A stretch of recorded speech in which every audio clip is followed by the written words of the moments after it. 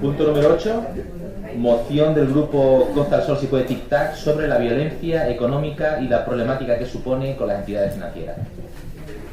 Sometido al punto de votación y dictaminado favorablemente con los votos positivos de Izquierda Unida y Costa del Sol si se puede y la atención del resto. PSOE, Alternativo por Benalmádena, PP, Vecino por Benalmádena y no adscritos señores Ramundo y Olmedo.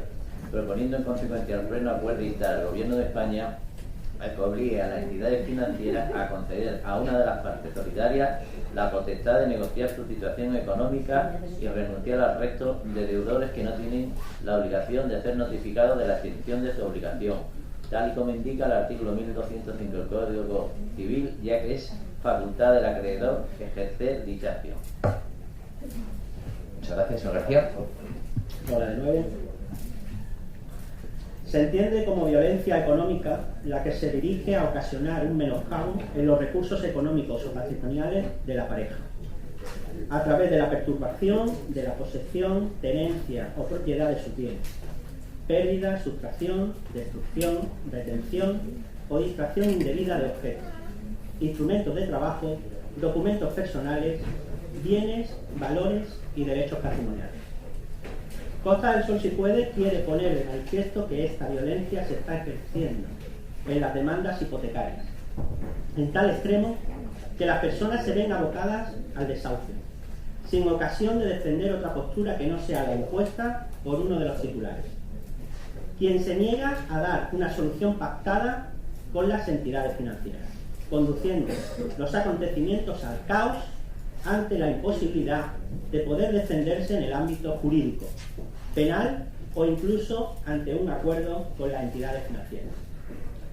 La firma obligatoria de todas las partes implicadas a la que se acogen las entidades financieras hace que no se produzca negociación alguna, al faltar el consenso de una de las partes, por lo cual las personas se ven coaccionadas o privadas de la libertad y de la posibilidad de decidir incluso su futuro más inmediato, consiguiendo con esta actitud aislar, controlar, privar a la otra persona de su derecho a la libertad de decisión. Este abuso financiero económico consiste en proceder con conductas tales como limitar el acceso al saldo y ocultar ganancias, no procurar la cobertura de las necesidades de la familia de manera proporcional a los ingresos obtenidos, tomar decisiones unilaterales en cuanto a gastos o inversiones considerables. Podemos identificar violencia económica cuando uno de los miembros de la pareja usa el poder económico para provocar un daño a otro sin beneficio propio, solo por la satisfacción de producir dolor. Las víctimas se ven privadas, o al menos tienen muy restringido, el manejo del dinero o la administración de los bienes propios y o gananciales, o bien mediante presuntas conductas delictivas ven impedido su derecho de propiedad sobre los mismos. El principio de violencia económica se describe en la mayoría de los casos al producirse una grave crisis o ruptura que lleva a la separación o divorcio, cuando una parte tiende a monopolizar el poder económico, aunque no sea el único que contribuye a la economía familiar, haciendo depender al resto de la familia de su voluntad, y es quien conoce con exclusividad el verdadero estado patrimonial de la sociedad conyugal. Muchas exparejas están impidiendo con su actitud cualquier atisbo de acuerdo con las entidades bancarias, con el único fin de frustrar a su pareja ante una petición de dación en pago o reestructuración de la deuda. Estas personas no firman siquiera una solicitud, se niegan con el único objetivo de ahogar a su pareja y enviarla a un abismo personal y económico. El Código Civil, en el artículo 7 del título preliminar, dice: los derechos deberían ejercitarse conforme a las exigencias de la buena fe. La ley no ampara el abuso del derecho o el ejercicio antisocial del mismo.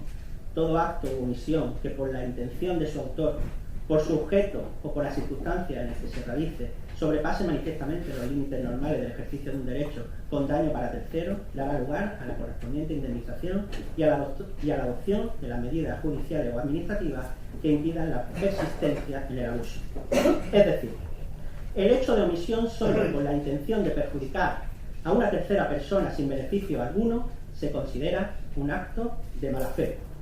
Hecho aún más doloroso cuando se realiza a la expareja, con el único objetivo de satisfacer su perversividad mediante la humillación e indefensión a la que le somete.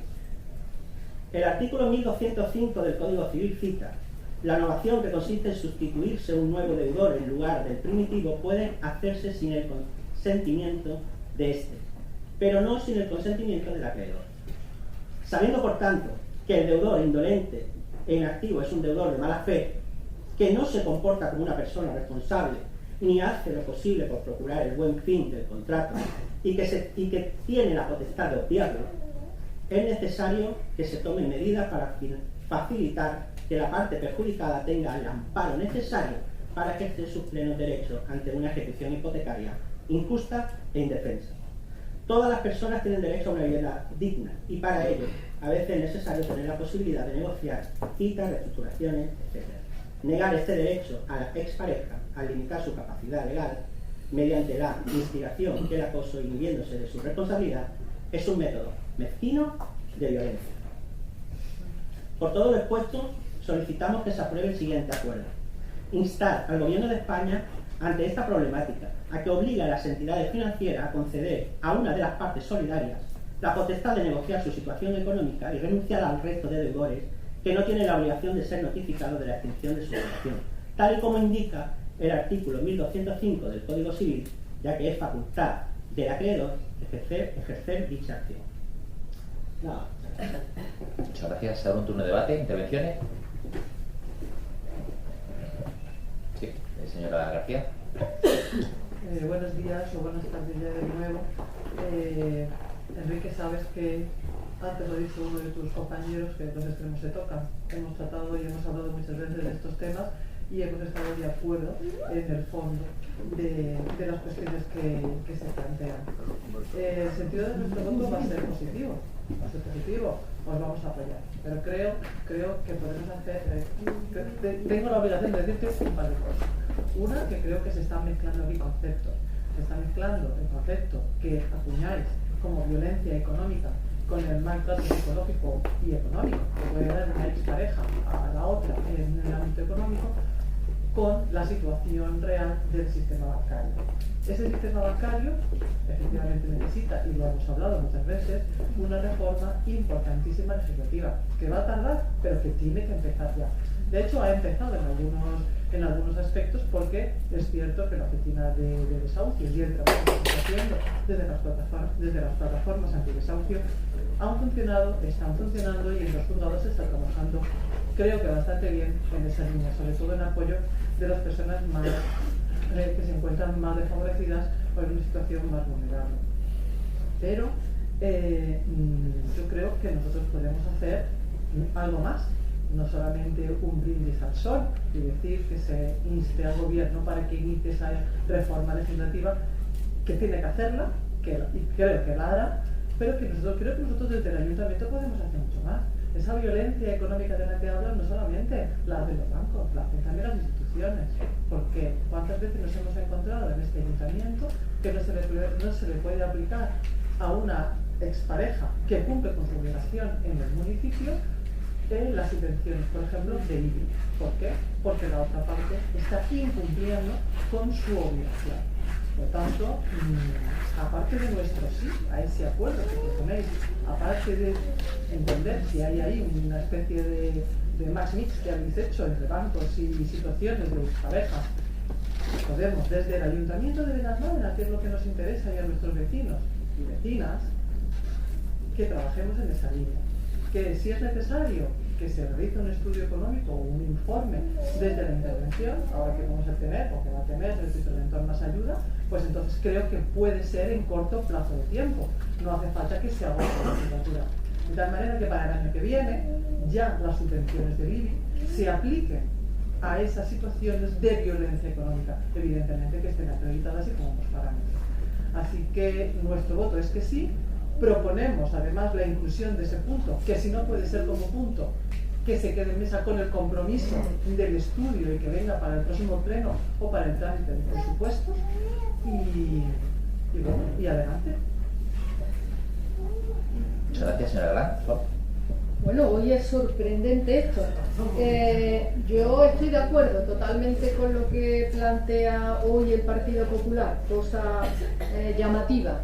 Efectivamente, hace falta una reforma legislativa, pero yo no veo incompatible la aprobación de esta moción en la que se pueda añadir un punto que se estudie lo que tú antes presentabas para tomar medidas en concreto con la población benalmadense o las mujeres benalmadenses que sufren esta situación. Por lo tanto, yo creo que se puede aprobar con la inclusión de ese estudio posterior para que vayamos tomando conciencia de que esto se produce diariamente y que mayoritariamente lo sufren las mujeres. Por lo tanto, es otro tipo de violencia, no es la de la agresión, pero es un tipo de violencia de género que también, como tú decías, la violencia económica es violencia también contra las mujeres. Muchas gracias, señor Jiménez. Sí, bueno, nuestro grupo también va a apoyar esta moción, pero antes también recordar que Podemos ha presentado numerosas mociones durante estos últimos 3 años, mociones que sabíamos casi que no iba a ir a ningún sitio por el gobierno del Partido Popular, que en su día sabíamos que poco apoyo iba a recibir. Sin embargo, la cosa ha cambiado. Ahora tenemos a un gobierno socialista donde Podemos punta de lanza de este gobierno y que ya queremos pasar de las palabras a los hechos. Nos gustaría que un día de estas mociones que se ha presentado hoy el compañero Enrique cualquier día nos diga que esta ya se ha aprobado por X motivo, ¿no?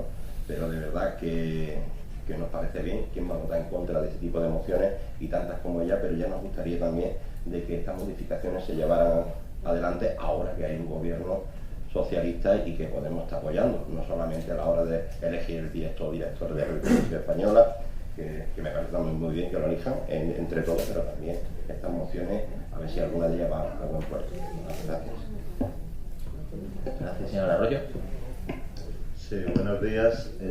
Enrique, sin acritud, como te has dedicado a clasificarnos a todos de una esquina a otra, me vas a permitir que te recuerde unas palabras del señor Iglesias, que decía: no somos de derechas ni de izquierdas. Por cierto, unas palabras que le dijeron que había copiado de José Antonio Primo de Rivera. Simplemente esa aclaración que me gustaría, porque no sé si es que habéis cambiado a la hora de las clasificaciones.